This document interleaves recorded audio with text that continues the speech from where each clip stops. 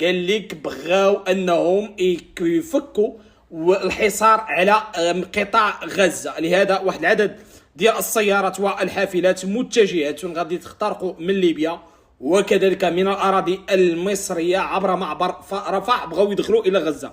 اول حاجه نحن نعطيكم النتيجه ديال هذه الامور كلها، راه ما كاين لا قطع الحصار ولا حتى شي حاجه، فقط هي يعني مشاهد كوميديه ديال بعض السياسيين والدبلوماسيين.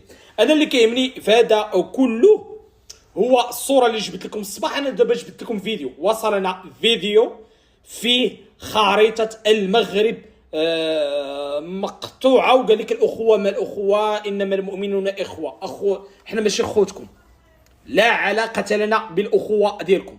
هذه واحد الرساله الله يرحم لكم الوالدين، حتى ذاك الطرف الشمالي ديال المملكه المغربيه اللي صورتوا على السيارات ديالكم وعلى العربات ديالكم اللي لا يوصل بابها الى قطاع غزه حتى تحت اي مسمى وتحت اي ذريعه، لا يوصل بابكم، حيدوا حتى ذاك النصف الشمالي.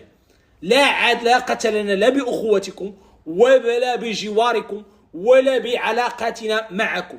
الأخوة الصحيحة اليوم هي التي نشاهدها من الغرب وحتى من بعض دول الخليج، حتى أكون صادقا معكم باش ما يجيش بعض إخوان عندكم الحق أنكم تكلموا تقولوا لي علاش ما كتكلم على دول الخليج.